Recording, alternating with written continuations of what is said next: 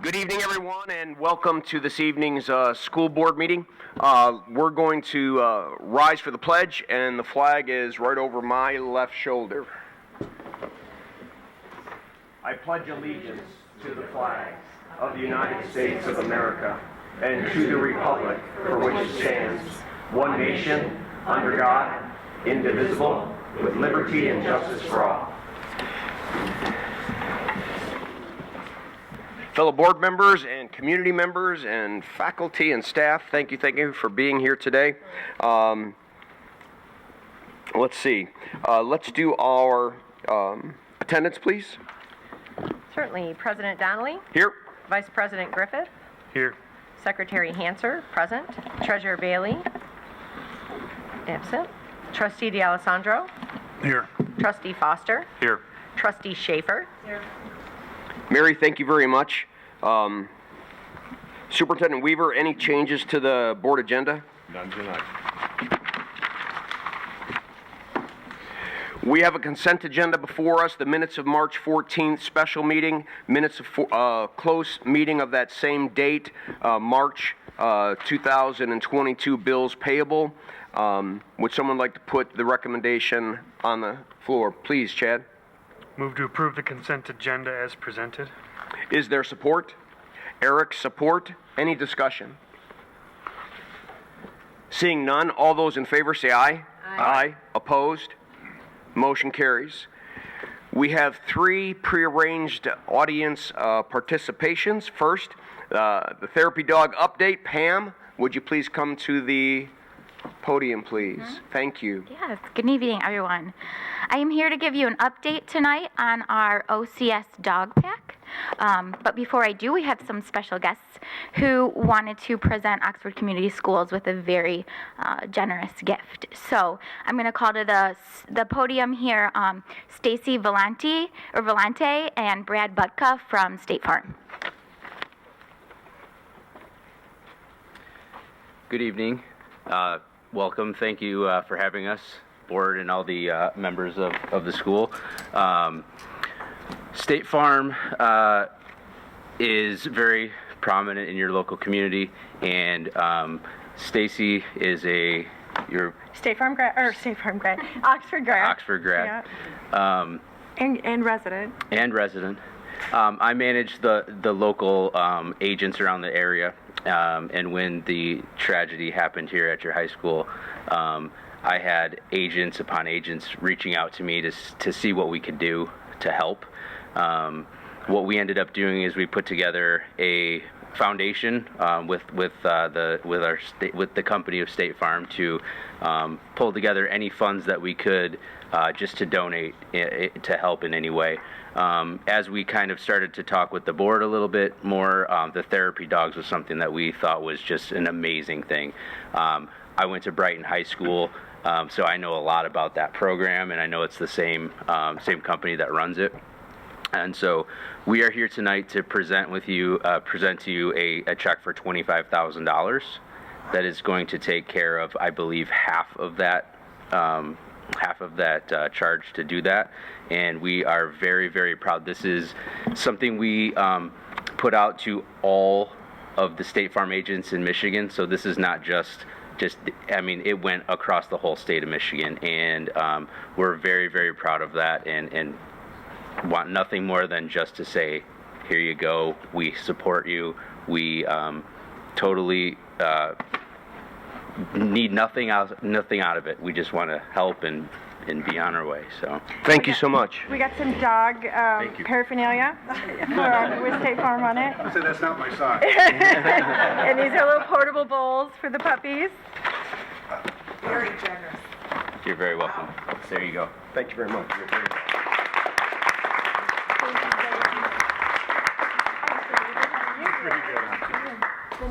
Yes. Can I give somebody this beautiful thing? Thank you very much. There you go. Hand it off that way. Awesome. Thank you again. Yes, very much. Thank you guys for your time. We are so happy to help. You're welcome. Very generous. Thank you so much. Thank you. Thank you very much. Thank you very much.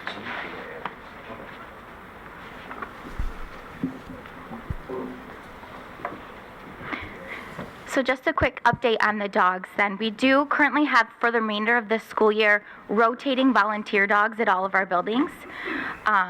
We have about 6 or 7 volunteer groups that we're working with, and Mr. Wolf is going to speak to those groups in his presentation. But we've also started our own dog pack. I'm working with Karen Story out of Brighton area schools. She has breeders that she works with, secures the dogs, and then they enter a training facility. So we already have several dogs in training. We've had our host home applications gone out to staff, and principals are at various stages of selecting who is going to host home our dogs. So I was just going to give you a brief update on some of the dogs we already have in training. We have a black lab that's going to the high school. The students voted on that name, and that will be Bean. We have a mini golden doodle also going to the high school, and Karen was asking for a name for the dog, and I did not feel like I should name the dog. So as a retirement gift, I asked him Throne to name the dog, and he did. The dog's name is going to be Allie. We have Santo, so Brendan Santo's family, if you didn't know, donated the cost of a dog and asked that the dog be named in their son's honor, so Santo will also be at the high school. We have Oscar at Oxford Middle School currently. Oxford Bridges, the students voted on a mini golden named Teddy. For Clear Lake, we are inspired by State Farm, and Jake from State Farm will be going to Clear Lake.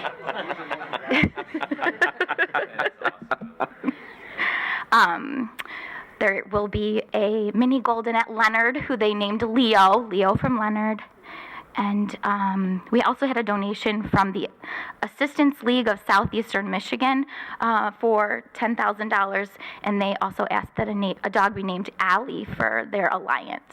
So that's where we're at with our dog pack. There's about a 6 to 9 month training period, so we should start seeing these dogs in our buildings by the fall.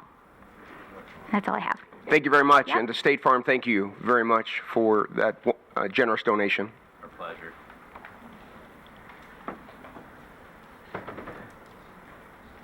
Mr. Suckley, you have a couple people that want to talk to us? I do.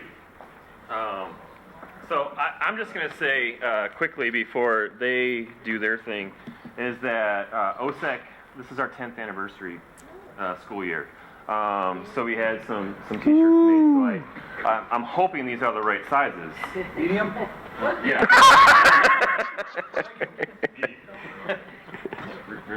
And then I'll let you guys. Okay. You guys get to introduce yourself and do the whole thing.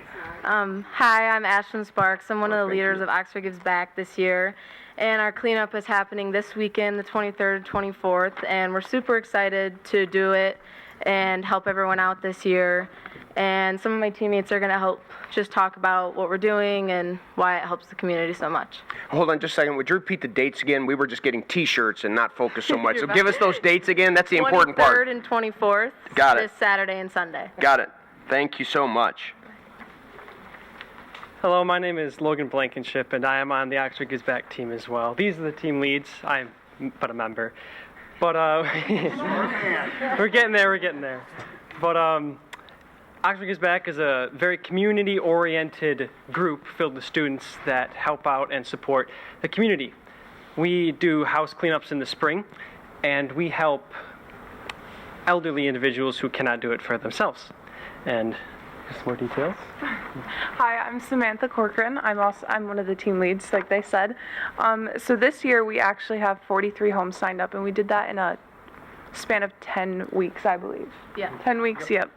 We normally have ranging from like 50 to 70 homes, but because we had such a short notice, we somehow got 43. I don't know how, but it happened. So we actually raised $3,100 this year, which is crazy. And we're so thankful that we have that and that we can keep this going. Thank you, guys. Thank you. So before we leave, little QR code, because we are still quite short in volunteers. And so we'll leave these up front, and so it'd be great if we get the board members to jump on. Great. Yeah, absolutely. Yep.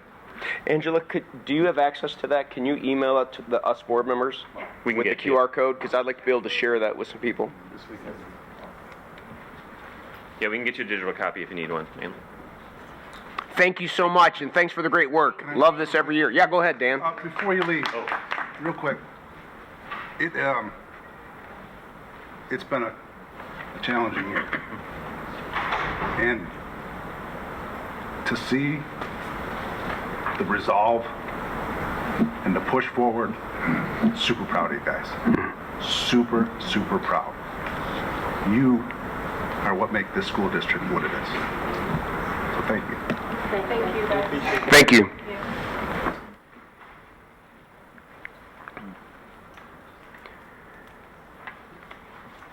Mr. Wolf? Good evening. How many laps have you done? Today total? I'm not just in the last little bit when you've been run down to the 8th grade. About 1.3 miles. That's what my watch tells me. Yeah. All right. So yeah, I think Miss Weaver, it was freeze, view, present.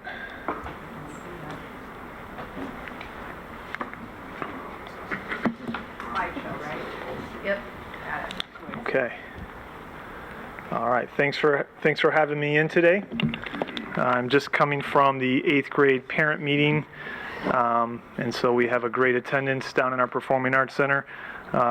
Invited a lot of parents in to just walk the academic area, get a feel for the hallways, the classes, and then we were just sharing some information about some opportunities for our 8th graders, including an 8th grade field trip, which we haven't done in quite a while, just to get them in the building to be here and see and feel what a school day looks like and feels like, getting them into classrooms, passing time, getting them into the cafeteria, and then as well as some of the other 8th grade opportunities we have. So it was great to see all the folks in attendance today, and then rush over here. But thanks for having me.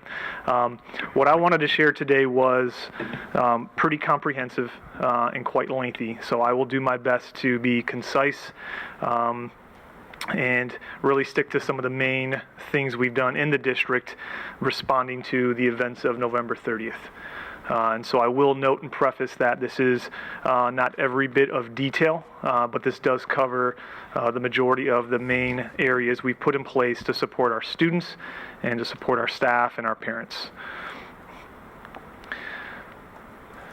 So really coming off of November 30th, there was certainly a number of days where shock and grief was pretty substantial. But in those first few days, really even before we began attending memorials and unfortunately funerals and different community events, we did quickly begin a relationship with the Oakland County Health Division and the Oakland Community Health Network.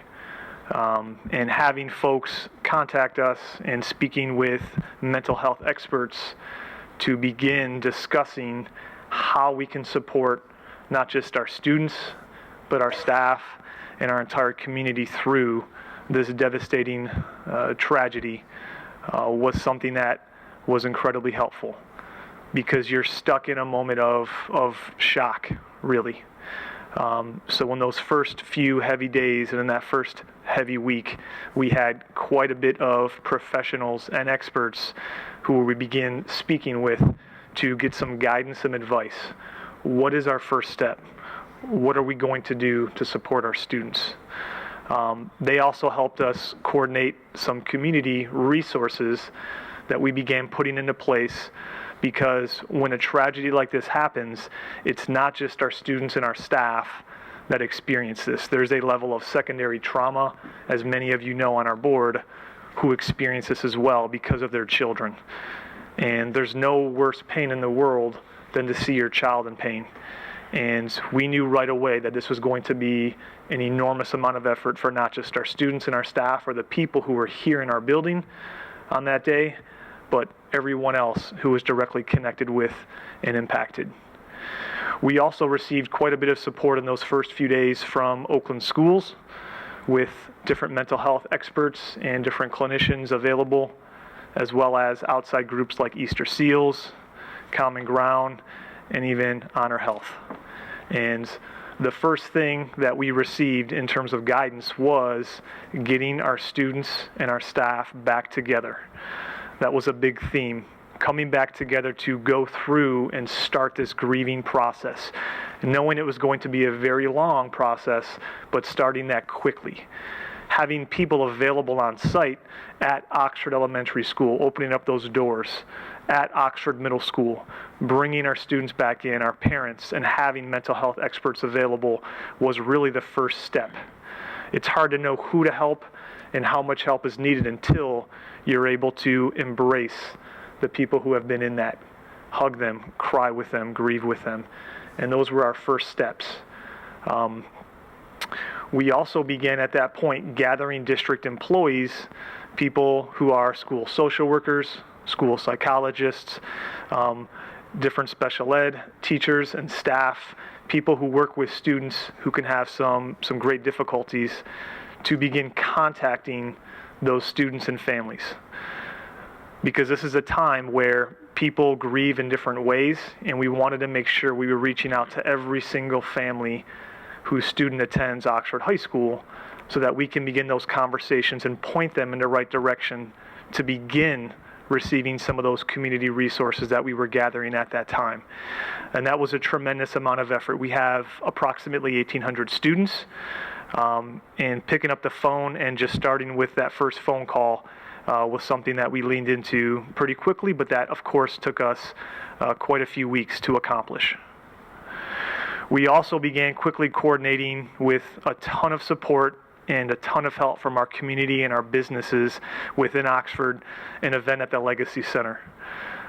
We again had received very clear guidance that you need to bring your students together. You need to heal together.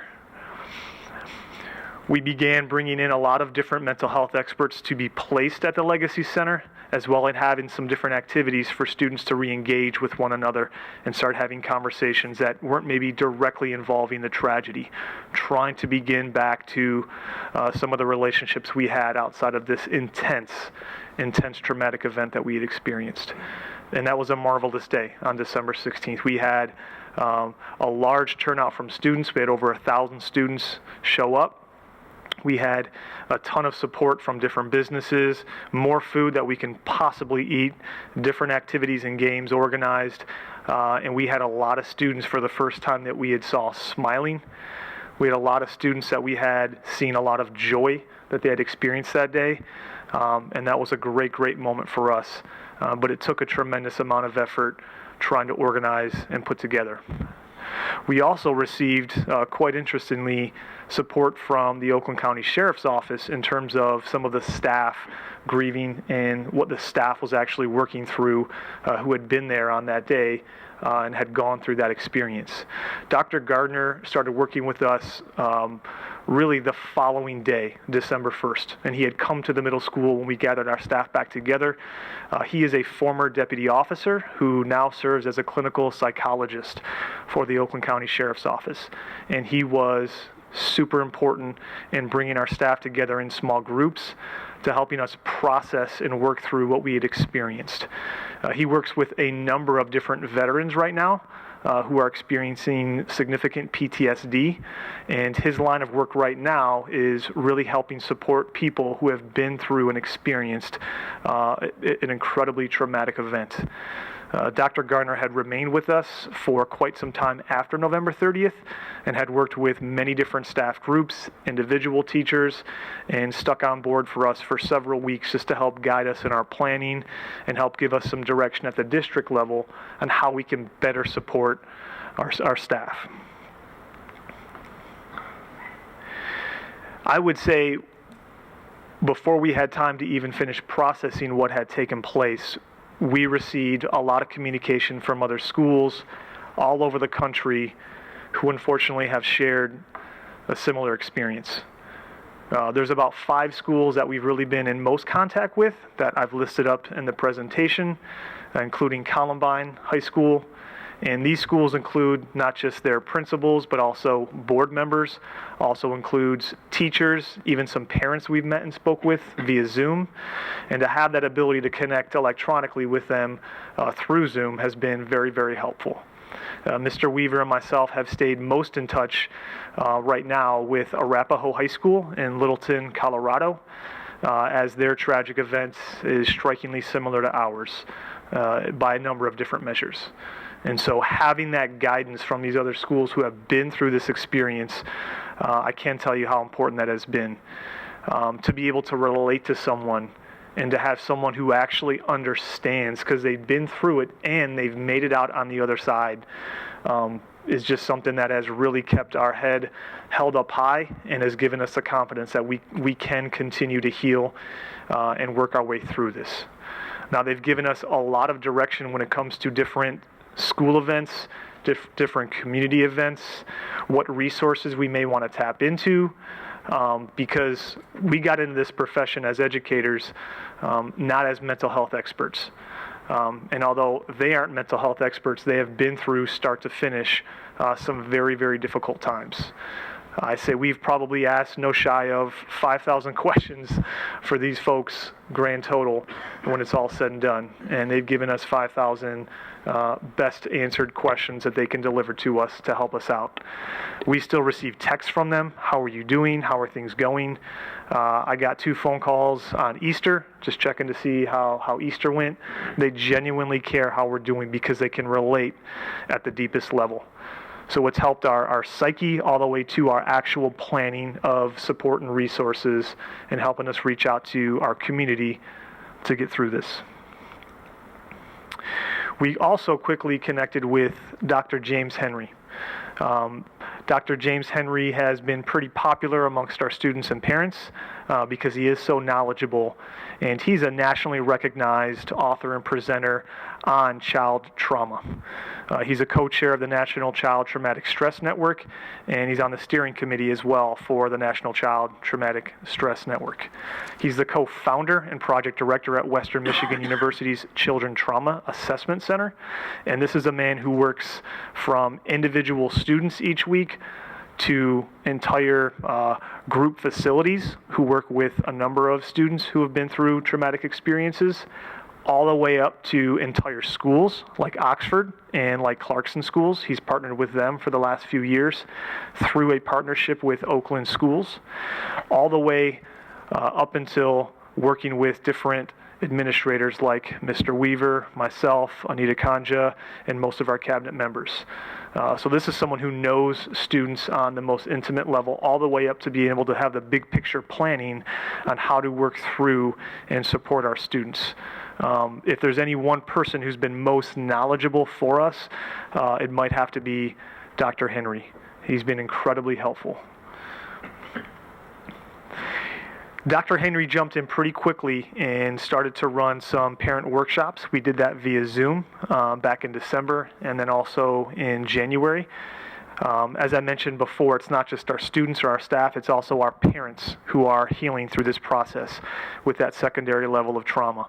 And so he's held several workshops to help them through how to manage their student, how to manage their own emotions and difficulties, and work their way towards that path of resiliency. He's also had a town hall held at Oxford Middle School, and he's come to Oxford High School too many times that I can count, meeting with specific groups of students. One thing we did following the incident was really do our best to identify different levels of what students may have experienced based on either their location, the epicenter of the incident, all the way till students who had a close relationship with those who lost their lives or were injured, to siblings, to folks in different athletic teams and clubs and organizations.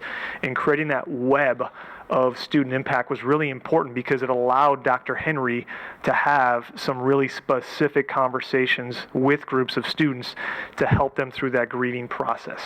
And he did that confidentially. He did that in small groups, and the feedback we received in return from both students and parents was fantastic. So much so that we tried our best to continue it as often as we could because the desire for it was so strong. Dr. Henry has been present at the school from our first day, our first half day back at Oxford Middle School. In fact, he helped me kick that day off with students and led them through kind of a lesson on trauma and grief and being able to identify what those emotions are, being able to name them, and then from there being able to know, what do I do with them? What tools might I want to start to develop to be able to work through these emotional challenges that most of us are having? Dr. Henry is also engaged with our staff. Before our staff even came back to the middle school, we gathered together and he led us through several days of building-wide and small group therapy. Having him lead us through that and heal together as a staff was just as important as what we did a few weeks prior in bringing our students together for some organized activities.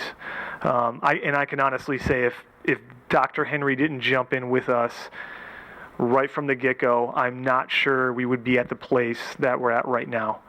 All of this foreign to us, and he has helped us name it. He's helped us identify it, better understand it, and really learn from it and learn about ourselves and what we do and go through as we grieve coming off of a traumatic event.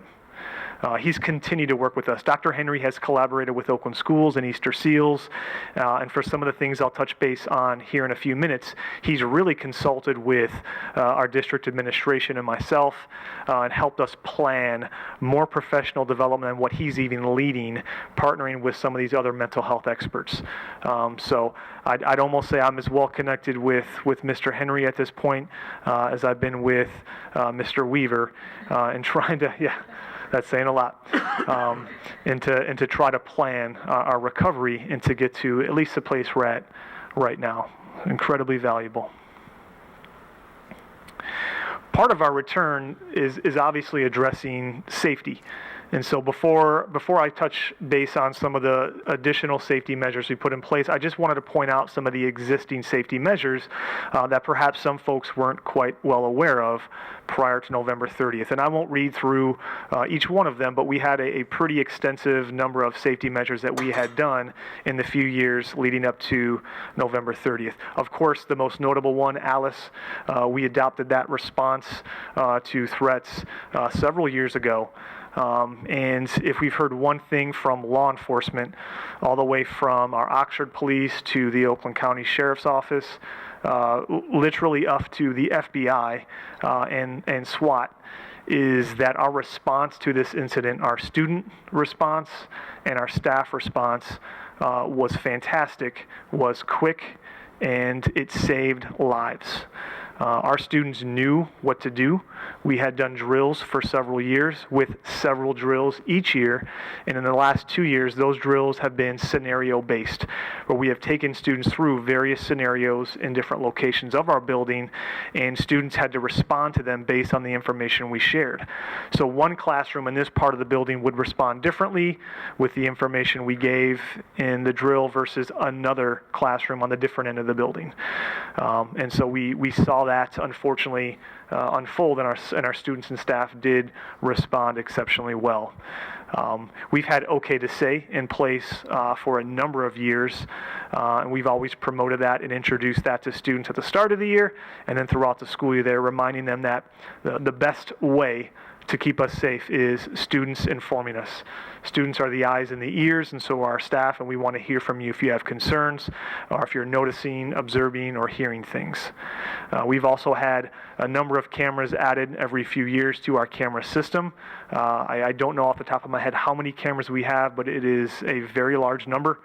Of course, we've had security in place. We've had Oakland County Sheriff's Office supporting us with a school resource officer for I think this is maybe our 7th year with the school resource officer. And these are some of the measures I've listed off of the larger list here in the presentation. So some adjustments we've made since November 30. We've had secure entrances in the morning. And so we have approximately 5 to 6 people at each of our 3 entrances in the morning. That includes ESS, a third-party security service company who has joined us with the police, with administration, and we are stationed at the doors, checking clear backpacks, checking in them if we cannot visibly see what's within them, checking student IDs. If students come in with instruments and or athletic bags, we have a process where they are dropping those off. We are checking those, moving those to a different location, and students can grab those at the end of the day for their athletic team, or we will deliver their instrument to their classroom. That way we know everything that's being brought into our building. We've increased law enforcement since November 30th. Of course, in the few weeks and the month following our return back to the high school, we had an extensive number of additional officers present on campus, some in uniform, some not in their uniform. But Oakland County Sheriff's Office, does have only so many officers on duty.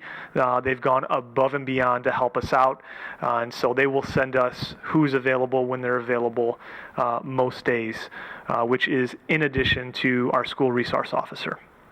We've also hired some retired school administrators to be present in the hallways, people who understand the complexity of schools. They know staff, they know students, and they've been really, really helpful. We've recently introduced a web detection software called Gaggle, and what that does is it alerts us, security and administration in the front office, for any outgoing media. So if a student is logged into their computer under their school account and they are sending an email from their school account, or they are creating a Google document from their school Google document account or Google account, it will catch certain keywords and phrases and alert our staff. And that's been really helpful, because we know that students can sometimes keep challenges they're going through to themselves, and we may not know about it. So being able to catch some of those flags are helpful for us to better support our students, communicate with their parents, and keep that dialogue going. We've had Goguardian, which is a web detection software for incoming media, i.e. a student does a search, Goguardian will catch that, and we've had that in place for a few years now. Goguardian will as well flag our security and administration with different keywords and phrases, and that's been helpful for us to keep an eye on our students. All of this is housed under student accounts, and so if a student is on their phone, let's say, and they're not logged into their account, we're not tracking that information. That's their information. But if a student were to be logged into their Google accounts, their school account from their phone, it can and will catch some of those flags that we have in place, and that's been really helpful for us. We'll have a parent Goguardian version that we'll be communicating pretty soon, which I think will be helpful for our parents as well.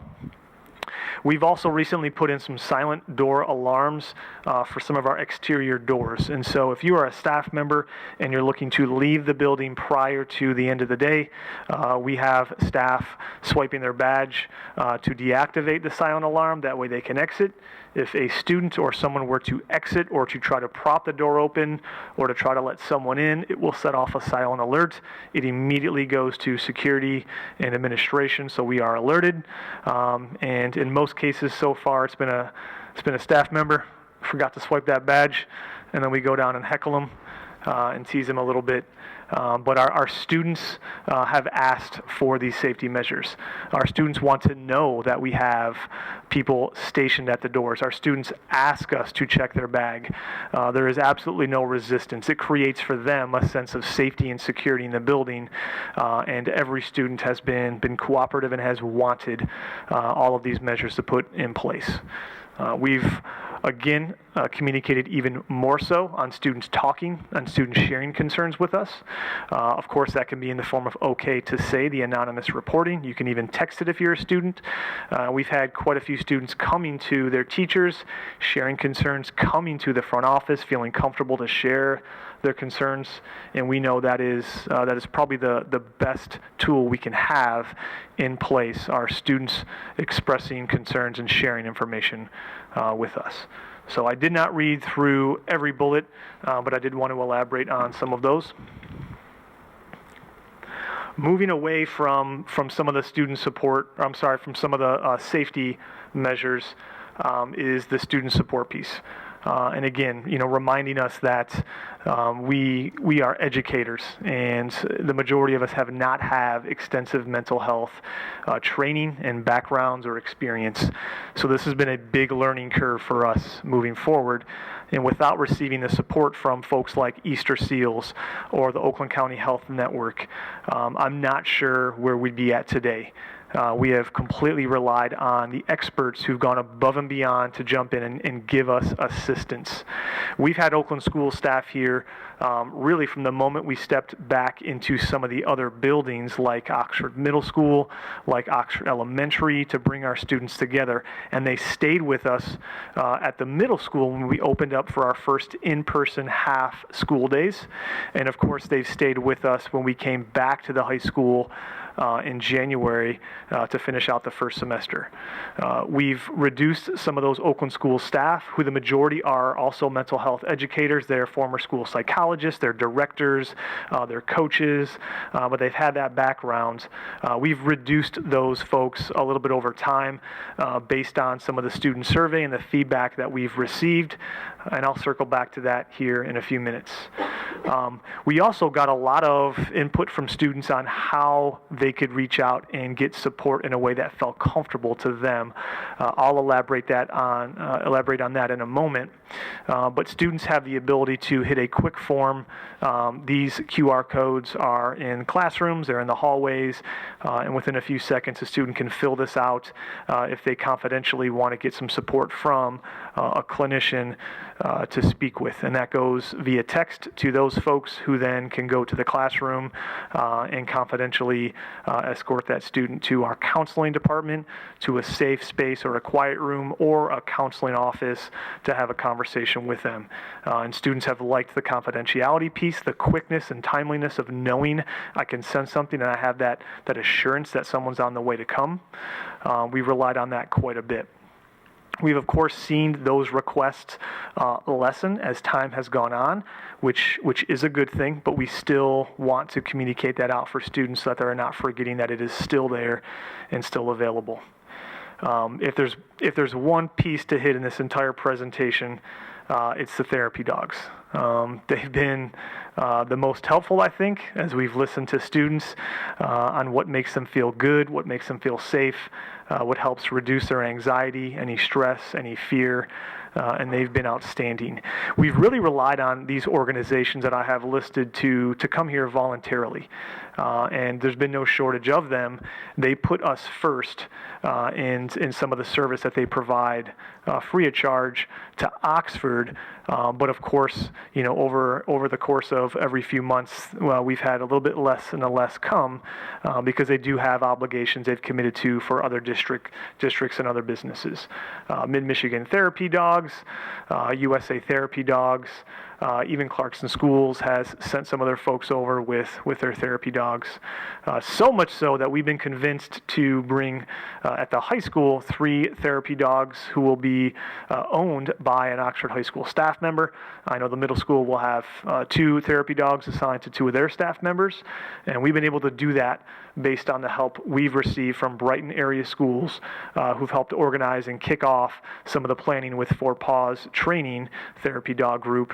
And we've also had quite a few generous donations from our community members in a GoFundMe to help support some of the costs and fees that our staff members will endure once they take on these dogs. So we're working through that process now. We'll see those dogs assigned later at the end of the semester, working on the transition over the summer so that they can start us off in the fall being in the building.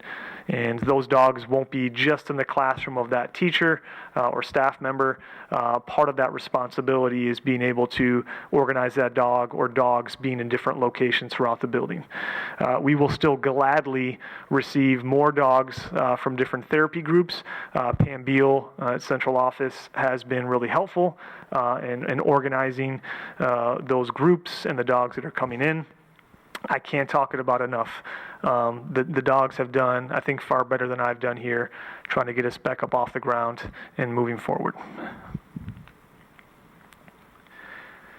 The hub of the building in terms of serving students is not surprisingly in our counseling department. And so we quickly, in renovating the building, did quite a bit of work to get our spaces ready and conducive for working students through this trauma. We created 3 new offices that have been housed by our family school liaisons, which are essentially general ed social workers, has allowed additional space for our Easter Seals clinicians, our Oakland school staff, and many other folks who've come from other districts, even counselors, to come volunteer their service and help us. We've created a safe space room where it is a stress relief area where we can take students through some different activities to help work through some of that anxiety or some of the difficulty they're having. We've also had quiet rooms where students can do just that, be quiet, get into a relaxing environment where they can kind of reduce some of the stimuli. Maybe the hallway was a little loud for them, or the cafeteria, and those quiet spaces have been really helpful. We also have our restorative care room, which we've had for several years now, that we've essentially turned into another safe space with different fidgets and different things to keep students' minds off of maybe what's challenging them at that time. Which is also housed and supported by different clinicians and mental health experts. So relying on those outside folks to help man these rooms with our counselors has been really, really helpful. We also were able to build in some social emotional learning lessons during our advisory periods. We did receive a lot of direction from Oakland Schools and Easter Seals, from some of their coaches and some of their mental health folks who've had extensive amount of trauma training. And a lot of those lessons are really built on community building. One of the first things that Arapahoe in Littleton, Colorado mentioned was be the change. You got to work on be the change, and you got to get these activities together to have students start talking about how they can bring back the school environment and take charge and ownership and bringing themselves back to this is our building and this is how we're going to heal together. And thankfully we had already started that with the help of Easter Seals and Oakland Schools. So we've had a little bit less advisory lessons than we would have mapped out in January as we begun to build some asynchronous Wednesdays, which I'll elaborate on here in a few minutes. But we still have quite a few advisory lessons that we've delivered and will really kickstart us off into our planning for next year to better build our students' understanding of what that social emotional capacity is for them in their own well-being moving forward. Quite a few other resources. Care House of Oakland County has offered 10-week therapy to students and parents, which is available.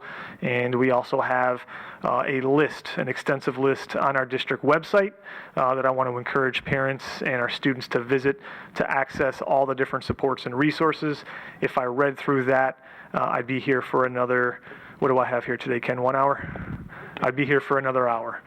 So I just want to encourage folks to get onto our website and look at that resource page. It's fantastic. I mentioned a moment ago we've made some changes with the number of staff we've had from outside resources and different groups. All of those decisions that we've made, really week to week, have been based on student input, staff input, and we have sent a parent stress survey out as well. And so what a lot of the research suggests is that just bringing more people into the building is not necessarily helpful. It can be helpful, but it's who you bring in, it's where you place them, and it's the role that they serve to support the different needs of your students. And our students, similar to our staff, are at very different places in their healing. We have students who, and parents who were less impacted on that day, and they were ready to come back very quickly based on their experience that day. And we also have students who are still having a difficult time based on what they experienced today. And so that spectrum of where people are at is as wide as you can possibly create. It is our greatest challenge today and it will be our greatest challenge moving forward, is how we support our students and staff who are at very different places in their healing, which of course impacts their performance in school, it of course impacts their well-being, and undoubtedly it impacts their life at home with their families. And these surveys have really helped us identify how many people do we need in the hallways. Our students have told us we want them near the bathrooms. We also want them roving around 2 different specific areas, but this is exactly where we want them. We would like to have a place where we can go to during lunch where it's not as loud or chaotic. And we did that. Over time, giving the survey out for a second time, we realized that the number of students taking advantage of that space during lunch was quite less. Upon doing the survey most recently for a third time, we've begun to see different patterns and trends, and we can now get a better understanding of where our students are at in their healing, which has helped us plan different mental health supports in the building. It's helped us plan the school day out and how our students go and travel throughout the building. It's helped with our staff professional development, and it's helped us in our future plans for our 3-year plan moving forward. Literally everything we've done from January till today has involved that stress survey from our students. And so it's very helpful that our students have been taking that throughout the school day. It's really guided us because more people isn't always more support. Knowing what to do with them is most crucial. It's helped us, especially with our staff, in being able to understand, where do you need help? Where do you need support? What is your actual stressor during the school day? And not surprisingly, it's not necessarily their anxiety and the challenges they're working through. It's their anxiety around not knowing how to best support their students. Our math teachers aren't all mental health experts, and we have quite a few staff members in the building who've had extensive training prior to November 30th, but for the most part, this isn't our expertise. And so hearing from them, having conversations, having staff meetings, giving out the survey, it's helped guide what support they need. On Wednesday, our staff will be receiving youth mental health first aid training, which is going to be led by Easter Seals clinicians, comes with a certification. We've done that based on what our staff has asked for. We also have some trauma-informed instructional training led by Oakland Schools staff who are consultants for Oakland Schools who we've worked with, who have that certification and have led that training nationally. And so our staff will be receiving trauma-informed instructional training. It's helped us with our support staff getting what we call prepare training, being able to better identify the needs of our students, where they might actually be struggling based on conversations, based on their affect, based on different observables and different behaviors that we're noticing. And so all of this input that we've received has really helped us narrow down exactly where we need the support and then how to go about delivering it to our students and our staff. The last thing it's done is really helped us with our safety and security measures. We have students who really would like a ton of reinforcements around security, more than we could ever possibly access. All the way to students who say, I don't want to see additional police in the building. I don't want additional security. I don't want to have my bag checked, my ID checked, like I don't belong here. And so much like their own recovery and healing, we've had students on that spectrum as well when it comes to building safety and security. And that's helped us make quite a few decisions on our end at the district level. I've discussed at least the first 2 points there, the trauma-informed and the youth mental health first aid. We've had, fortunately, Jason Russell, who's worked with our district from Security Education Consultants. He's a former U.S. Secret Service agent. He's helped take our building through, and the middle school staff through threat assessment training, knowing how to identify different behaviors, different observables that can help teachers, that can help administrators, that can help our building as a whole better point out where we might have some concerns, where previously may not have quickly gathered. I mentioned also the Prepare training that our support staff is going through. This is a National Association of School Psychologists training, and that is led by Susan Kosecki from Oakland Schools, who's also a national trainer, and I believe they finished that training last week. Has been very, very helpful for our support staff. Additional professional development, we've had different social emotional activities that have been shared with our staff, ways to help students with their coping, ways to help students keep their stress management down. Of course, if staff can better identify it and they know now better how to work with students during it, we want to be able to give them various tools to actually keep kids in the class, to keep them engaged and focus on what they're here to do, which is to learn. One important form of feedback we receive from our staff is just collaborative time.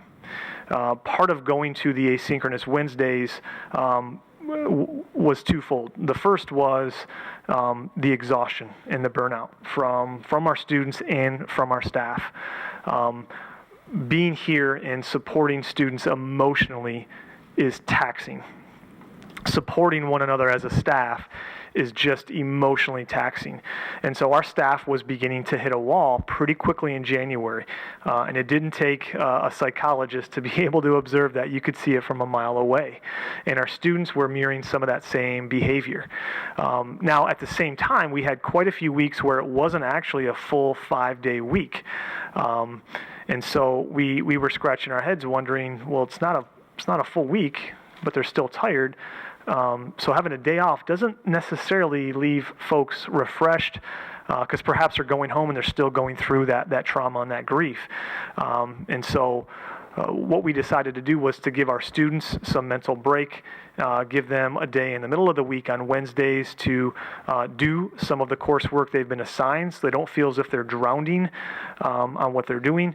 Give our staff time to receive the professional development that they've been asking for, to give them the tools and to give them the strategies to better support students. And then lastly, to give them time to actually collaborate and map out what it is they're doing in their curriculum. Even to the extent of quantifying, we have this many days remaining based on what we've lost. We have this many class periods remaining. What in our curriculum can we cover? What is possible for our students to learn that we can capture for the remaining part of the year? And then let's get into our learning teams and let's actually map this curriculum out so we know what we're doing. Also gave us some time to come to some agreeables, some norms, both as a building and the different programs, to say, okay, we know our students have, based on the survey they've given us and based on conversation, really about 30 minutes of real true engagement before they start to glaze over. And I hope that wasn't there prior to November 30th, but it was certainly there after the fact. Growing tired, the fatigue, all of which was pointed out to us in advance, none of which was surprising. We knew that was coming. And so to try to be consistent, we landed on really targeting 30 minutes and then building in 15, 18 minutes of time for students to do some stress relief, do some social emotional activities, and give students just some free time to work on the courses and the assignments that they have. That was powerful. We have classes where they are college level. We have our early college program, we have our DP program, we have AP classes, very rigorous, all the way down to basic introductory freshman level courses. Now, you might be surprised, but that freshman level class, based on where they were and who the students were, might actually have a higher capacity to dig into the learning, even as recently as back in January, than maybe even one of our more rigorous courses. And because we found it's not just the course, it's the students in it and what they've experienced. So coming together as a team in AP World History and saying, this is what I'm observing, this is what my students are telling me, this is the time we're going to target. Now let's actually pull our curriculum maps out and let's start planning to see what we can accomplish based specifically on what our students need. To say that we are perfectly consistent would not be true. Because some days are good, some days are more challenging, and it really truly is like a roller coaster ride. But these Wednesdays have served as collaborative time for our staff as well. We've offered some other additional support outside of the school day, including some EMDR sessions for our staff. As I mentioned before, therapy sessions with Dr. Henry. We've had specific clinicians in here working with teacher groups in locations that are confidential. We've had that spread throughout the school day. We've had that available outside of the school day, just trying to put support where it's needed. Mr. Weaver was adamant on the massage therapist getting in here and giving some stress release to our staff, so I said, okay, fine, we'll do it. But joking aside, we wanted to have some things during the school day and during these Wednesdays where staff could feel some of the pressure relief. Knowing you have 30 eyes on you from kids who are sad, who are struggling, when they're people you care deeply about, will weigh on you over time, and you carry that with you every day. So bringing in massage chairs, having relaxing times where people can do some yoga or some mindfulness, just sprinkled in throughout those Wednesdays, was just an opportunity to let our staff kind of settle in and know that this is going to be a long ride.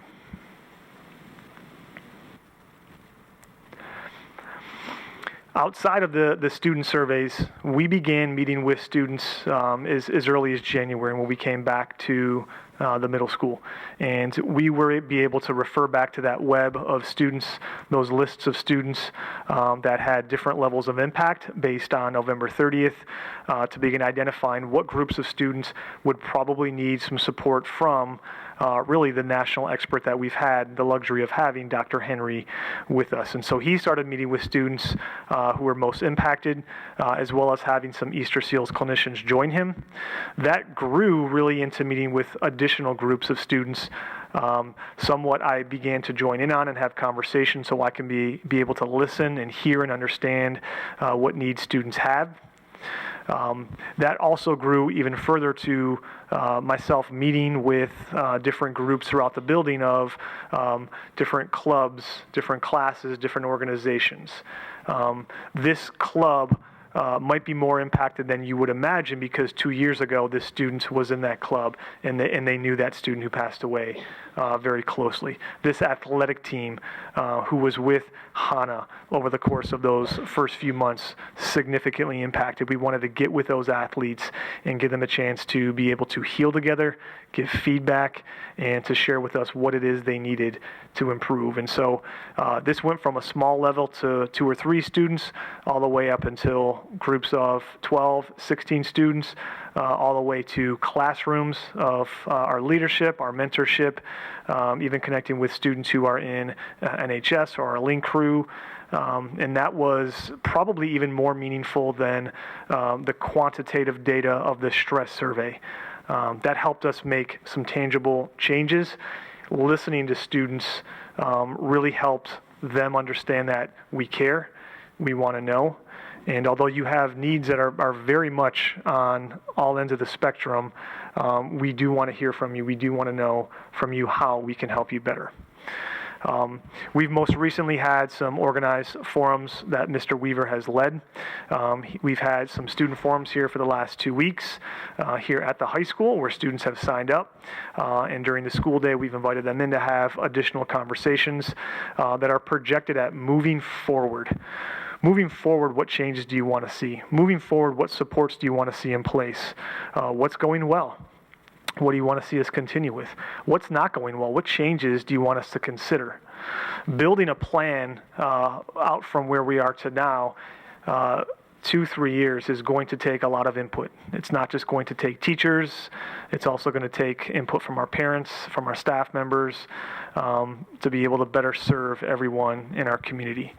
I would honestly say it really was until about March before we got our feet beneath us. And so being totally vulnerable and 100% honest, we were really planning day to day or best case week to week up until about mid-March. There was so much to manage, there was so much care to give, that it was really hard on top of some of the trauma we were going through ourselves to be able to plan out ahead and know what are we doing next month? Who are we bringing in? What does the survey say? What does the feedback tell us? What are we doing in August of next year? And so we've slowly, since March, been able to plan out ahead, and part of that planning involves getting additional feedback, in addition to that we received from Dr. Henry back in January and February, so we know that we're serving everybody and getting input from across the community. So moving forward, we certainly need some structural changes that I know Mr. Weaver has discussed with Cabinet that we are planning to put in place. The first of which is the Community Resiliency Center. And that's for all Oxford community. It's not just for our students or our staff, because everybody in our community has been impacted. That's going to be managed by Common Ground, and that's funded by the state of Michigan through the federal, oh boy, help me out, Mr. Weaver here, the AEAP grant. Okay. Don't check me on pronunciation there, Miss Lamond. This is a long-term plan, and so this is going to be here for the next few years, and this is going to be quite extensive. This is community needs, and as such, the North Oakland Community Coalition has recently done a community needs assessment to gather from our community what it is they need so that they can best support everyone within Oxford. This is really going to be the guide for us that we can have our community access and get additional mental health resources. We have not had a large amount of mental health resources in Oxford. And there are different districts and communities who've had quite more, many of which they've gone through not similar but different tragic experiences in their community, which has brought some of these resources. If there's one silver lining in here on this horrific experience we've been through, it's that we are getting and will have more and more community support available for our parents, for our students, for our staff, and that's going to be housed at the Community Resiliency Center. So that's going to be located in Oxford Mills Plaza, and again, that's staffed by Common Ground. So that's next to, I think, Jimmy John's and Guido's Pizza, if I'm not mistaken. So, yeah, that's all, yeah. They are not up yet. Yes, in May. Yep. We have recently communicated out that we are going to be hiring an executive director of student services and wellness, and that's going to help us give guidance and practices and help put someone who has that experience in mental health to put some structure and support in place for professional development, for building our staff's capacity further from what we've done this year, including support for our counseling department, our student support department. And that position is going to be very, very helpful. I think most folks here in the room, especially folks at the cabinet level, have taken on quite a bit additional work trying to get resources in place. And so having a person who is designated specifically for that is going to keep us a little more efficient and then ultimately more effective at meeting the needs of our students and then our parents and community. Housed at the high school, at least to start, is going to be a new position, a recovery coordinator, and they are going to be kind of boots on the ground, helping to facilitate students who may have more need than what we can provide in the school, and getting them support and help and access to some of that outsourced resource. And so they'll also be coordinating with the Community Resiliency Center, working with different organizations, making sure that our parents and our students are connected to those resources in place. We know that we'll have people here in the building, we'll have additional staff that I'll mention in a second, but at some point there are some needs that do need to elevate above us and get placed into the hands of mental health experts who can help guide our students. That recovery coordinator is also going to be working with Oxford Middle School, which is going to be really helpful because we do want to share best practices. We do want to share some of the approaches we're taking in connecting our students with services outside of the school and helping us better support kids inside of the school. So that's something that will exist at the secondary level. So last slide. moving forward with additional future plans. We do have additional staff members we're bringing in besides the executive director and the recovery coordinator. That's going to include additional family school liaisons. I mentioned earlier those are essentially social workers or school psychologists who are coming in to help us out. We have 2 currently at the high school that we've had this entire school year, and we'll be adding 2 more. Very helpful.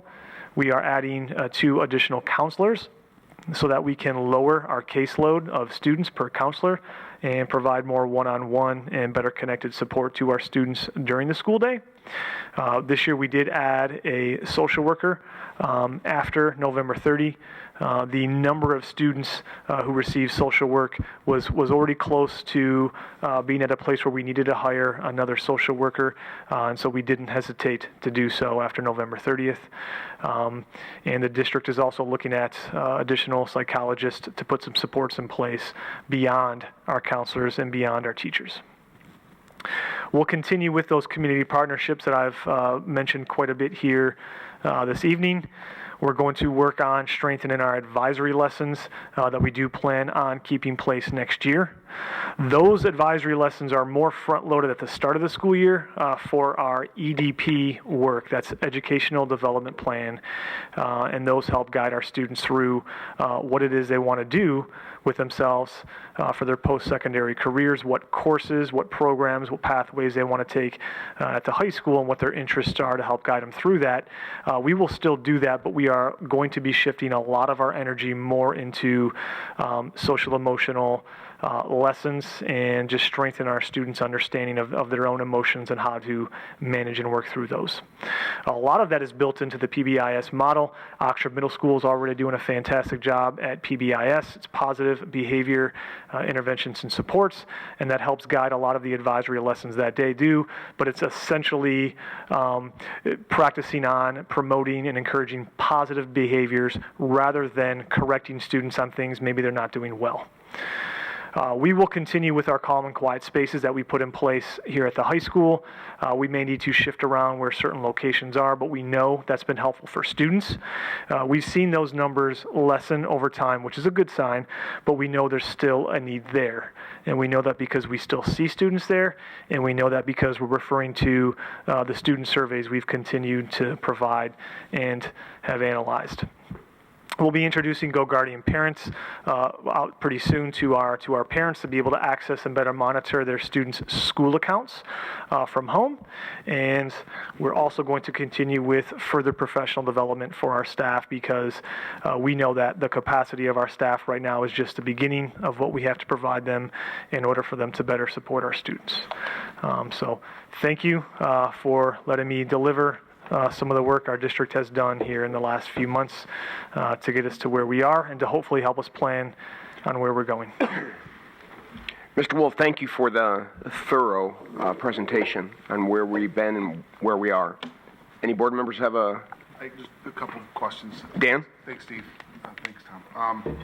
So when we go through this, and I think we got a lot, we have more eyes on us as a district from parents in the recent months. And when we use terminology like PBIS, SEL, FSL, TCEP, asynchronous, having them defined like that is very helpful because this is not nomenclature that folks typically would think of. And so one I call, what's asynchronous Wednesdays today? And I try to, it's online learning to give a break. Very intentional, nothing, it's very intentional to help students. So by seeing it like that written out, I think it's very, very helpful. So when we put it on and any outgoing email or anything like that, it's spelled out that way is very, very helpful. And is there one thing or another that you would identify or the staff has identified as being something that would hinder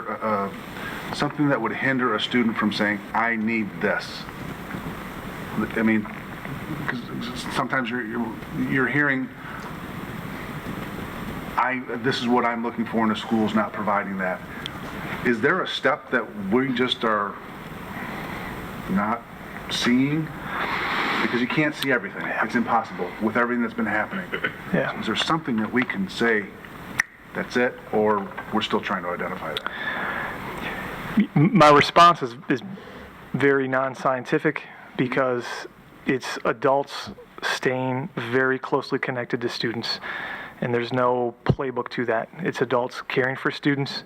It's every adult in a teacher or in a student's schedule that they have, asking how the student's doing, engaging with that student and building relationships. That is what's going to help them heal. Thank you. Mary? Thank you, Tom. Thank you, Steve. Appreciate also the thorough presentation, and appreciate your honesty and vulnerability with what you've had to go through on a daily basis here and everybody here. The grant that funds the recovery center, do we know how long that grant is? I know that's not ours. It's not managed by us. It's something that's being made available to us. It's about, tends to be 2 to 3 years. Okay. So what I see moving forward, as we talk about moving forward, if we're looking at hiring an executive director of student services and wellness, as well as a recovery coordinator, those are our long-term. When we're hiring somebody in district like that, that's a long-term position. So I'm looking at the idea is that we have these resources available on an acute basis now when they are most needed, and that should end up coming into management by these other positions. We've made a long-term commitment to student wellness. It's not just something that we're going to do temporarily, because we're talking about hiring people for these positions. All right, I just want to be sure I had that picture clear. That's the way that I saw that. And I appreciate that commitment to the community, to all the students in the community. Moving forward, I mean, wellness in general is a really big part of education. So I appreciate the focus on that. Thank you. Thanks. Chad? Thank you, Tom. Thank you, Mr. Wolf. Going back to the surveys, are we still seeing a high level of surveys returned? Or has that, I mean, if we're sending multiple surveys, have we seen the participation drop off at all? Not up until our last survey, which we've got to have juniors take. They were on our last survey day doing the pre-SAT registration bubbling their names in. So when we give students this week a chance to hit that survey, we'll be pretty consistent, around 1,000 to 1,100. Okay. Yeah. All right, good. Thank you. Dan? Thank you. And this is probably a dual question for Steve and Ken. Still getting used to Ken. We have identified a 3-year plan. Do we have the ability to pivot from 3 years to 4 or 5 if so needed? Oh, certainly. Yeah, 3 years was just, because of the AEAP grant and its typical length, 3 years, we just kind of mirrored that because some of the positions will be supported at that point or for the next 3 years, but it will certainly extend past that. Positions will go much longer, especially the executive director and a few other positions as well will be long-term commitments until the next superintendent is making a decision on them. But going forward, we would certainly and could possibly extend the plan longer. I mean, that'll depend on how things are going. So the 3 years was a start. Was a start based on the term of the grant. Correct. It really wasn't, it's 3 years because the graduating classes, because that's what, I said, believe me, we're not hard set because this group of kids, because we understand that it's going to be some kids in middle school, some kids maybe in 5th grade that maybe had a sibling in the high school, that it's going to affect So I want that to be very clear that it's not just, oh, we're waiting for the graduating Well, class. plus the needs will change. I mean, when 3 years, Right. when the current freshmen graduate at that point, the needs will change within the plan at that point.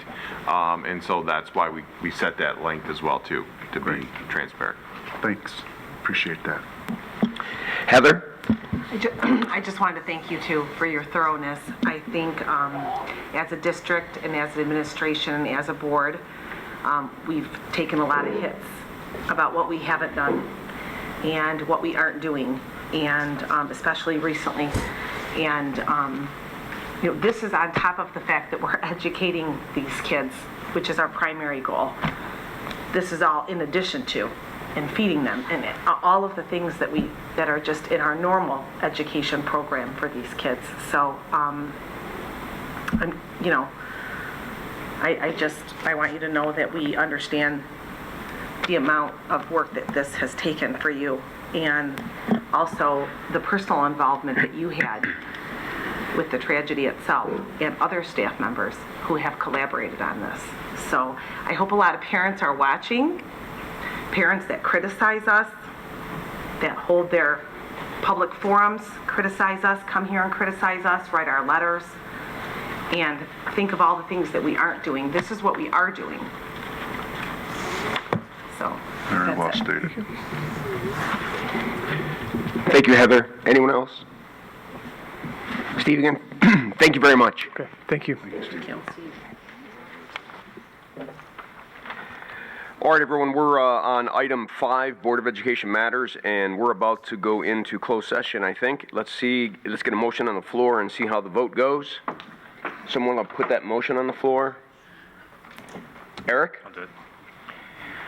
Move to meet in closed session pursuant to the Open Meetings Act, MCL 15.268(1)(e), for the purposes of consulting with its attorney regarding trial strategy in connection with case number 21-CV-12871, 22-1922620-N0, and 22-CV-10407-MAG-APP.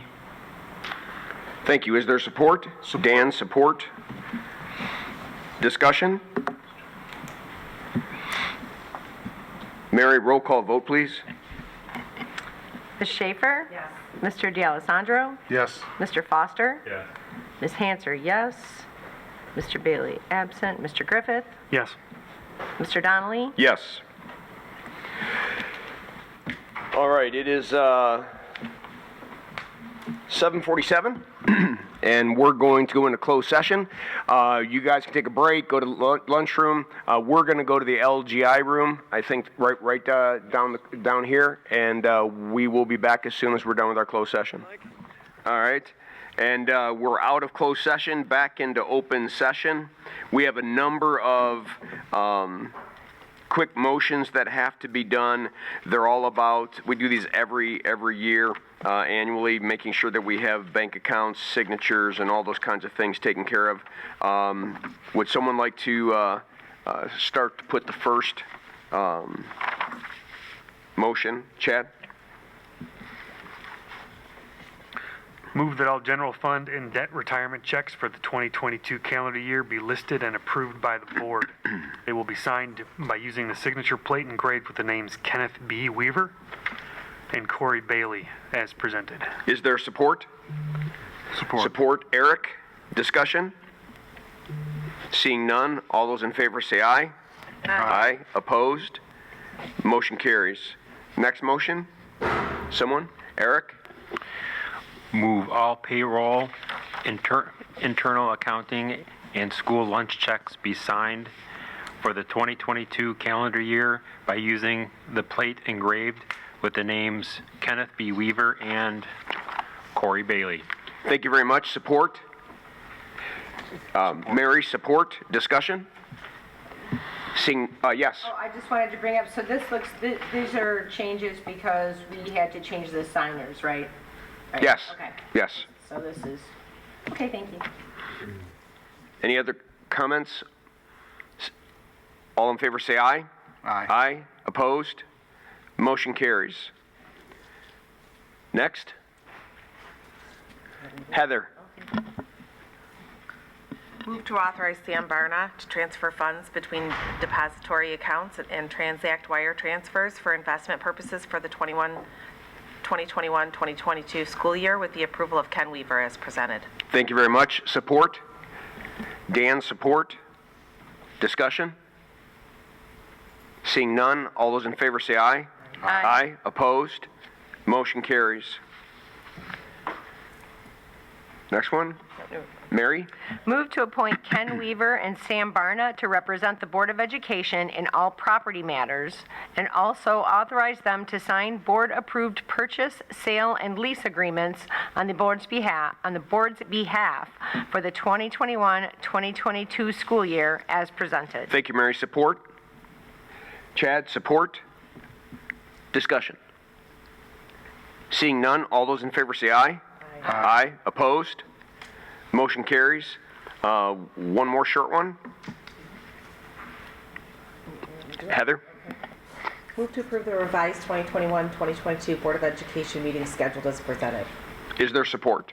Chad? Discussion? Seeing none, all those in favor say aye. Aye. Aye. Opposed? Motion carries. Superintendent Weaver, points of pride.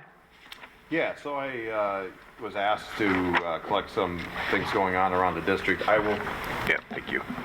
I will go ahead and try to shorten these a little bit. I asked the buildings and the directors to share some things that as they've gone along this year. Transportation is proud of the fact that they have been able to cover all the shifts. They have pulled together as a staff and covered each other through illness, surgeries, and other absences. Everybody has been driving the bus and taking care of that. Maintenance, safety record, no injuries or accidents in the last 5 years. I asked them to share 1 point. Many shared more than one, so I'll have to talk to them about following directions. So I'm trying to pick the one that is probably most prevalent in the interest of time. OHS, Annabelle Watson was highlighted on Channel 4 News Brag Book for her resiliency and excellent at OHS, so that was awesome. And also I got to mention this one as well. Michael Duhong was recently been named as a semifinalist for the National Merit Scholarship Award. He's currently a junior and he tested prior to yesterday's SAT. Wow. So that was before taking it as the official as well. So that's awesome. OELC with March is Reading Month. They had over 90 parents come in and read to the early learning childhood kids. So that was awesome. Clear Lake, the implementation of Win Time, what I need as an intervention block for students in grades K through 5. Mrs. Ganja Collins has been very successful in getting this up and going, and so very happy with that. Lakeville, they have had monthly pause assemblies. Select students from each classroom are recognized for exemplifying the IB Learner Profile Trait of the Month, certificates, and brag tags. I'll have to ask what exactly brag tag is. During the COVID restrictions, they held these by Zoom, but now they're in person, so that is exciting and great step forward. We have DA just completed their IB self-study and evaluation visit, and it went extremely well. And I was happy to be over there as they were celebrating, getting ready to go into that that journey. And it really is. It's a great process. There's a lot of feedback. You really get to self-exploration. It's just a fantastic opportunity. Leonard, in the beginning of December, staff, present and former students, parents, and community members came together and transformed the school into a winter wonderland. The beautiful lights and decorations stayed up all winter long. It was very therapeutic, beautiful, and provided community togetherness, as well as the getting back to some normalcy for kids, assemblies, field trips, reading buddies, PTO events. So they were just happy to be back in and doing a lot of things in person again as well too. OES hosted a bunch of school-wide events. So you'll see a theme as we keep going through these, that the back in-person events really popular. And I actually attended I think it was the junior Lego event on a Saturday about a month ago. It was awesome. There was gym, and the school was loaded with kids and parents and everything, and it was fantastic to see. And quite honestly, it brought me back to my middle school principal days when I was told to go see an event and that I had to see it in person. And I went over to Fenton and I saw the robotics competitions for like the first time, and it was amazing to see. And that's how we ended up with robotics at the middle school level. So it was awesome. Bridges, large number of former students spanning at least 8 years came back to Bridges this year to say hello, which that is awesome, and it is helping the kids there. They've taken a lot from their experience at Bridges and are applying them after high school, so that was a proud moment for the staff there that tries very hard for a group that is many times at risk. And then at OVA hybrid students placed at the Destination Imagination, or they placed at the Destination Imagination regional competition. The elementary team took third, and it was incredible to see, and the middle school took second with first place scores as well for their central challenge. So they were happy about that. And OMS has effectively implemented PBIS. I will say this, that Mrs. Beasley is just fantastic. I had a little something to do with her replacing me there. And it was, I must say, a wise choice. She is just fantastic. I had a conversation with her about we need to increase our PBIS efforts and district-wide, and the other schools are doing it, but she took it and ran. And they have a whole economy there as well, that kids can buy items from the store there and everything else, and it really encourages positive behavior. So that's been fantastic to see. I cannot take all the credit for Mrs. Beasley. She was wonderful before I actually had her helped to have her become the middle school principal. And then at Shared Time at OVA's Shared Time programs, that's where we reach out to private schools and others as well, has continued to grow today and delivers high quality instruction to 3,253 students through partnerships with 27 non-public and public schools. So that's just some of the highlights and some of the important things across the district. Points of pride. So thank you. Thank you, sir. To share that. Yep. No, thank you. Board members, that's one of the things that, we normally would get a taste of that when we visit different schools and have the presentations at those schools. So as we were talking about, in our luncheon, he met with each one of us and we went to lunch, and I said, maybe until we can get back into the schools, do something like this every meeting, just to remind us of all the cool stuff going on in each of the schools. So very good, and thank you for doing that, Ken. Not a problem. Does there need to be we've talked about this field trip. Is there someone to present on it? Can we just move to the motion? You could just move to the motion. All right, everybody, we're on G. Someone want to put that field trip motion on the floor? Yes, Heather? I can read it. Please. Move to approve the Oxford High School DECA field trip requested to Atlanta, Georgia for the international competition as presented. Thank you. Support? Support, Eric. Thank you. Discussion? Seeing none, all those in favor say aye. Aye. Aye. And those opposed? Motion carries. H, information only, right, Angela? Yes. The Oakland Schools 2020-23 proposed general budget discussion. A meeting yet to happen that you're going to be going to, and we think that Corey, but he's traveling in Europe right now, so we can't really ask him. Well, I had been, in the January meeting, I had been appointed as the liaison for Oakland Schools Budget Committee. Okay, cool.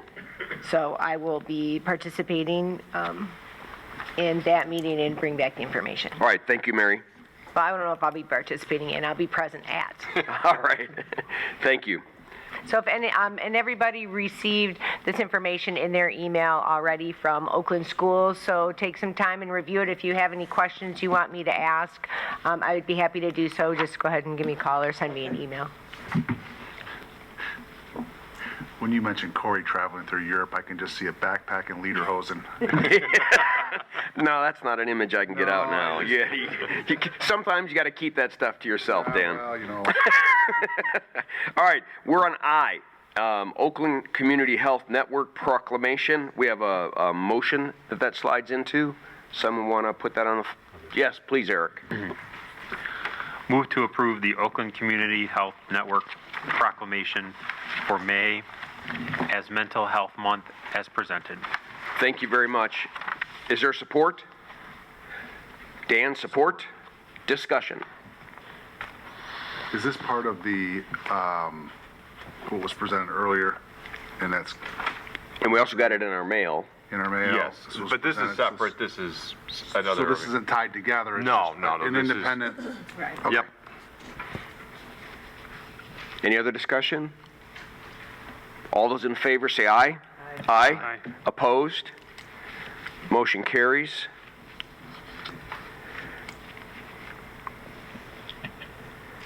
The next motions are to acknowledge as a board that monies have been donated so that there's a placeholder in a minutes that's saying that we acknowledge receiving the money, and then Sam will do with those monies as they're intended to do or whatnot. But Dan, I think it was something you caught and saw that in the past, the blue turf. When we did this. Lots of money was donated, but the board officially received it in as a statement. So today we have the State Farm Insurance one, and we also let's hit these two. We got two motions, and You want to do them back to back? Or just do one? do one and then we'll do the other. Yeah. You want to do that, Dan? Sure. Move to approve to accept the $292,000 donation from the Michigan High School Athletic Association, MHSAA, with funds transferred to the National Compassion Fund, the NCF. Thank you very much. Support? Heather, support? Yes, sir? We need to discussion. I want to make a comment. We're in discussion. Oh, there we go. Yep. So, rookie superintendent here, so. Just to kind of clarify, because everyone saw the big check for $302,000. The actual small check that's cashable, they had made the check prior to figuring everything out. You took the big check with you? Yeah, we tried to cash that, but it didn't go. The only one that worked was the $292,000. They do expect to fundraise, when it's all done, about another $20,000. So actually, it'll be above the $302,000 that they had pledged. So it's just a phenomenal effort. So touched. Tony DeMar, our athletic director, was just beyond words. He's writing them a thank you letter and acknowledging it and everything else. But I wanted to make sure that's on the record as well, too, the difference in the amounts. Thank you. It is an astounding gift, isn't it? Yes. Yes, very generous. Any other comments? Just a comment, just to clarify, so this is not going in like one of our funds. This is going to the NCF, which is the and you're organization. deciding who's getting it. The kids have, just to remind everybody that the kids And have to apply. full disclosure, it's already gone. Oh, it's already gone. Yes, thank you to Dan. It's another rookie superintendent issue. We didn't realize that we had to do that, so he caught that and brought it to my attention. So we are taking care of that, but we already had sent the check off to the National Compassion Fund, and that's how it got up to $2 million, because previously it was 1.7. Right. And They so already have the money. You know, we're not spending the money. We're not doing anything with the money. Nope. It's going right to the kids or whoever applied for it. Correct. The students. And- They're managing that. Correct. And that's part of the reason, when you have this amount of money that's being generated, our board policy, number one, states that we need to accept it, but number two, it's important that the community knows that it is going here and not There, right. into, Wherever. you know, a bank account that's used for whatever the district may use it for. It was donated with an intent, and it went to where it's supposed to go in all donations, and that's something as a board I think we're going to need to discuss, because you can't say, well, every $5 donation that's accepted on behalf of, you know, a student that wants to give money out of their piggy bank jar for whatever, but we have to have a threshold of dollars that say the board needs to approve this, because we need to know where it's going, so that we're being above board with the funds that people are donating. Yeah, thank you for bringing it up, Dan. Any other discussion? Yes. I will add also now that, and the National Compassion Fund is limited also. It's limited on time. So people can only file for funds up to a certain point, and that fund will close at a specific time. I think it's established in the bylaws or. It's open currently. It's open currently, right, but it does have an end date. Anything else? All those in favor say aye. Aye. Opposed? Motion carries. Now, a similar motion for the State Farm money that was just received. Would someone like to put that, Eric? Move to approve to accept the $25,000 donation from State Farm as presented. Support? Heather, support? Discussion? That's so nice. Seeing none, all those in favor say aye. Aye. Aye. Opposed? Motion carries. We have a request from Mr. Weaver for some audio-video system purchases. Would you want to speak to that, or we just put it on the floor? Yeah, I can speak to it real quick. This is, there was a few areas with the Prometheans that we had purchased earlier. If you remember, we had just under $1.1 million that we had purchased of Prometheans previous. So this is some of those common areas that need to be still addressed. We had not had time. Tim wanted to get the bulk of it through first, the first purchase, so we could start getting that ordered, because there's a bit of a timeline to get all of this done. And so that has started thanks to your approval. But now this is going to address some common areas. But the real big part of this purchase is we're going back. The speakers that hang in the middle of the cone speakers that hang in the middle of the classrooms and that are starting to fail on an ever increasing rate. And we tried as much as we possibly could to repair them, but they are like one complete unit that's all together, and you cannot get in and really repair them effectively at all. So we had to start replacing them, and since they were repairing in such large numbers, it was determined that we would go ahead. And this is, before Mr. Throne left, I had numerous conversations with him as basically the tech director, and so we went ahead and we're purchasing those as replacements. So they help kids that have hard of hearing, and they just help the voices of the teachers as well too. So it's really great to be able to put those in place. We're using Title ESSER funds, ESSER 3 funds, and ESSER 2 funds for this, as well as, sorry, I misspoke, ESSER 2 funds, and then we are also going to be using sinking fund. Thank you for that additional information. Would someone like to put this motion on the floor? Chad? Move to approve the classroom audio-video systems purchase from Intercom TSG for $696,988.38. And electrical work from Hartwick Electric for $16,000, for the total combined cost of $712,988.38 as presented. Thank you, Chad. Is there support? Eric, support? Discussion? Dan? Thank you. How many buildings does this cover?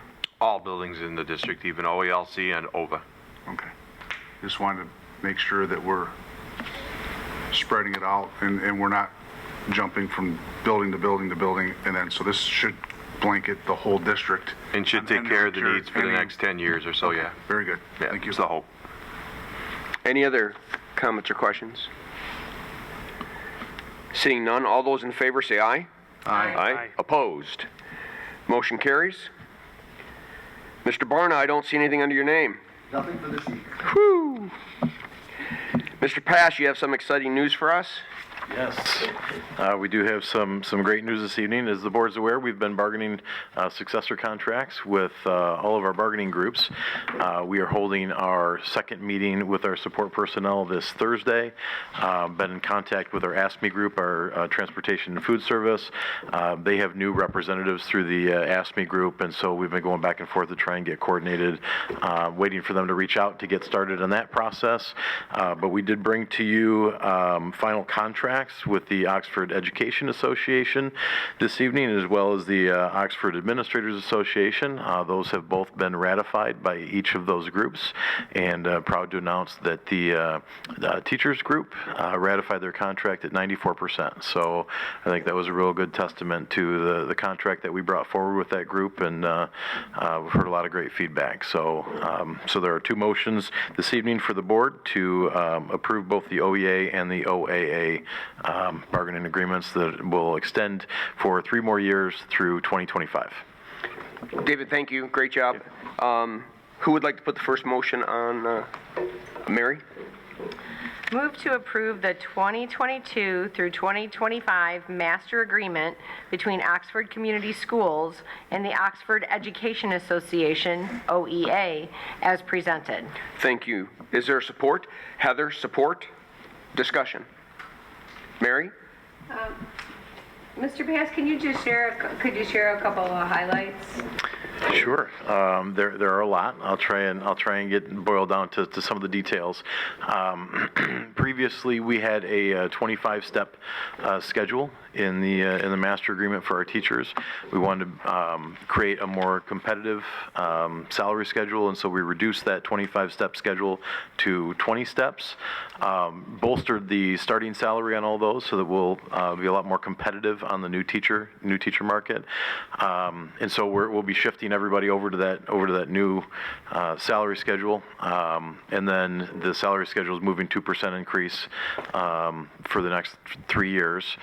And there are a lot of different. We've increased the athletic salary schedule at the top of that range by 10%. All of our Schedule B clubs, extracurricular clubs, those also increased by 10%. Those hadn't been touched in quite some time. One of the areas which for those of you folks that are in the private sector probably won't seem so transformational, but in public education it's fairly unique, in that the district is going to be providing 6 weeks of paid parental leave time now, which is really kind of unheard of, sadly, in public education. And so that is something that we're really went into this contract wanting to attract and retain people, and so I think that was an added benefit that we'll be applying universally across the system to all of our other bargaining groups as well, and our non-represented employees. So those are some of the key areas. There's a lot of ancillary language issues and things, but probably the highlights that the board would want to hear. Thank you. You're welcome. Yeah, Mr. Pass did a fantastic job leading our efforts, by the way. I'm sure. Thank you. Eric? Just a side note, I have to abstain from this vote. Yes. Thank you for letting the board reminding us. Thank you. Any other comments or questions? All right, seeing none. All those in favor say aye. Aye. Opposed? Motion carries. And one abstention. And one abstention. All right, someone put the second motion on the floor. Heather? Move to approve the 2022-2025 master agreement between Oxford Community Schools and the Oxford Administrators Association, the OAA, as presented. Thank you very much. Is there support? Dan, support? Discussion? Seeing none, all those in favor say aye. Aye.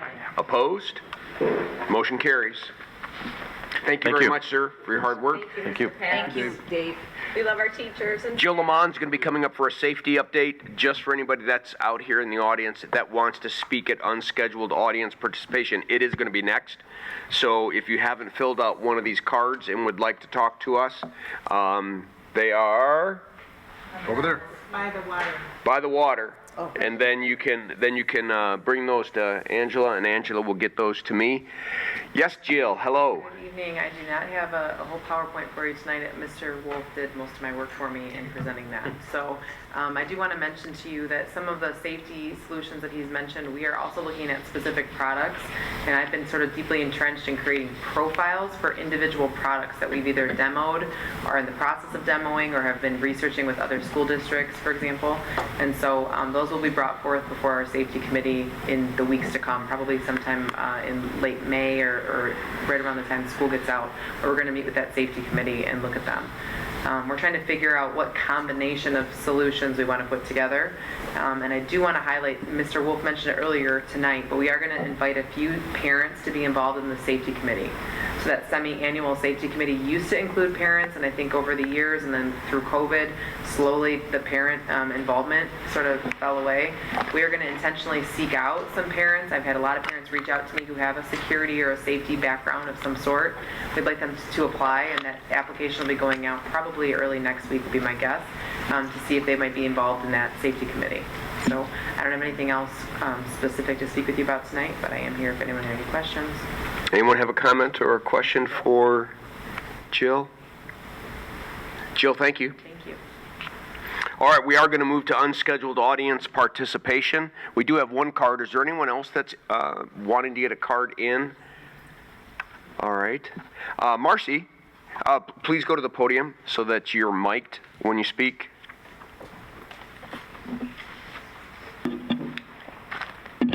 That's close. Thank you for thanks for letting me speak tonight. My name is Marcy Enriquez. I've come in for quite a while now, but I really want to express my gratitude today to Mr. Wolf for the presentation. I think there's been a lot of questions on what's being done, and some people fear that nothing's been being done, but that is not the case whatsoever. I know I missed part of the presentation because at the freshman meeting for the incoming freshman students, which Peyton is one of those. And then I also wanted to say thank you to Mr. Weaver for sending out the email earlier this week with all the different things that you had addressed with regard to the threat from a couple weeks ago or maybe a week ago.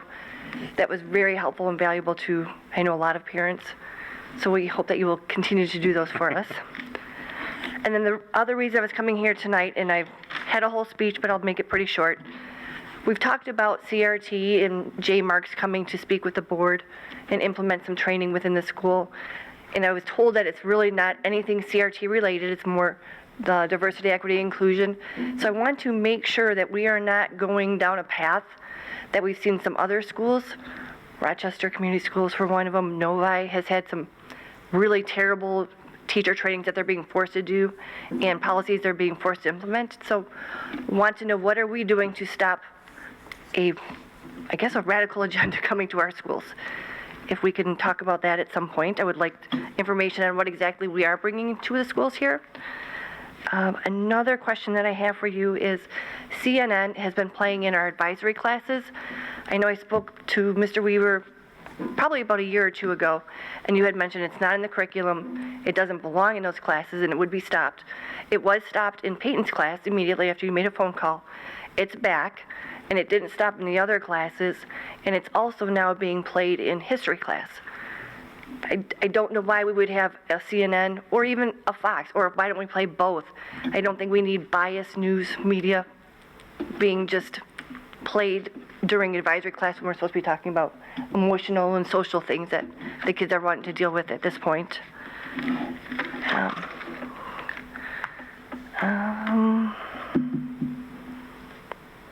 Sorry, I was trying to shorten my speech here. Don't shorten it, you should say what you want. Okay. Well, you guys really addressed a lot of it with your presentations today, so I don't have to repeat some of my questions for you. I guess that really pretty much covers it, and if it's I don't know how you will, can get back with me on the CNN issue. If you could reach out to me on that, Mr. Weaver, possibly, or whoever would cover that kind of agenda, I would appreciate that. And then do you have a plan for going forward with, I know you had the forums, was there such a great turnout that you were going to add more on? Because I was not picked for the one for the middle schoolers, and I would love to be a part of it. And I know you thought, based on demand and parents turning out, that might warrant more. Did you have enough of a turnout? Are you allowed to? Maybe you're not allowed to answer. I apologize. I'm sorry. Mr. Donnelly's meeting, so. So sorry. And I guess this is not a back and forth. You're right. So, if you could. Can he just take a note down? He'll address that in his closing comment. Yep, that's perfect. Okay, because I think he was going to do that anyways. Okay, so sorry. So that we don't turn this into a dialogue. Yep. Sorry about that. Yep. Okay. So that was the last question that I had, is if you'll be doing more of those based on demand. So appreciate your time, guys. Thank you very much. Thanks, Marcy. Anyone else come in? No. Okay, good. All right. Very good. 11. Long list of scheduled activities. Obviously, we're getting close to graduations and those kinds of things, so we'll be hearing more and more about that as board members, so that's awesome. I'd just like to make a comment for the agenda next time. We can cross off DTE for OHS graduation and put Pine Knob now. So it is, again, the Pine Knob, so just for clarification. Oh, boy. Brings back memories, right? Anything else to debate? That comment I liked. I know, that's a good one. Superintendent Weaver, anything under clarification? Is this? No. No.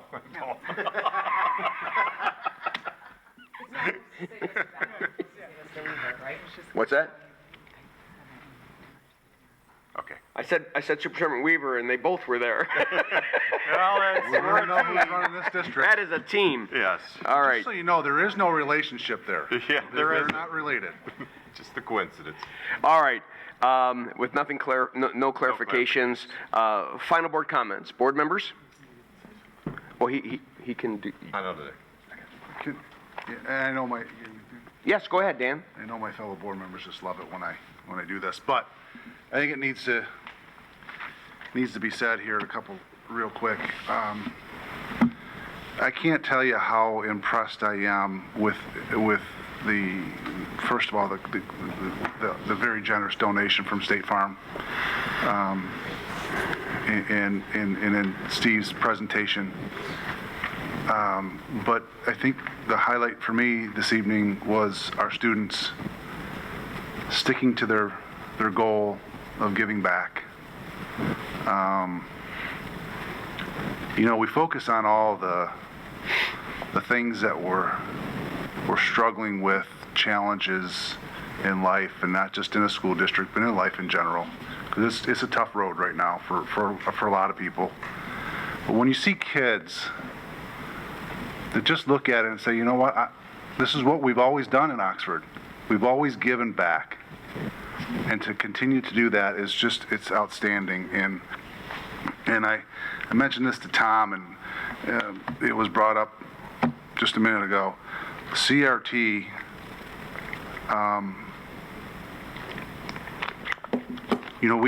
we had a really good conversation with Dr. Marks. And I think it really should be one of those things that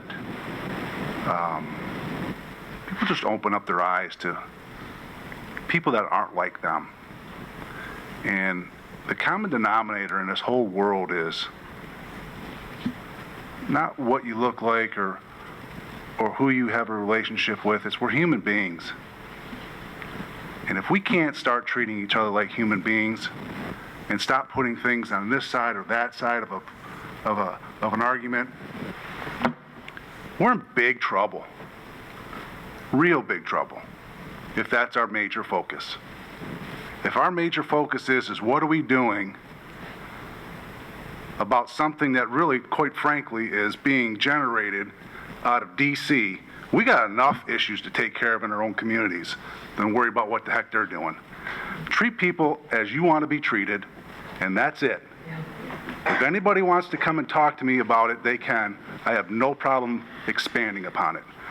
But let these folks do their job and stop getting in their business and start making a story that isn't there. That's all I got to say. Thank you, Dan. Any other board comments? Chad? Yeah, just thank you, Tom. Just real quick, just thank you to cabinet and staff for the presentations. I think highlighted a lot of the great stuff that's going on. Contract negotiations, safety updates, all of the activities to help the community mend. So just appreciate everything you guys are doing. Thank you. Great job. Thank you for that, Chad. Anything else?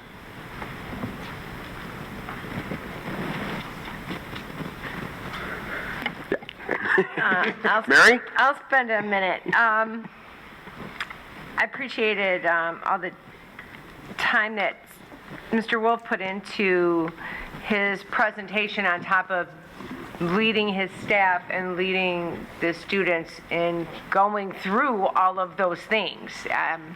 He still then stopped and put this all together in a presentation for us to see. And I'm just reminded that staff and students, administrators are all working really nonstop and have been. A couple of years ago when Mr. Ackerman was here, I think it was a year, we were going to finals, maybe in Lapeer, but we adopted the all-in hashtag.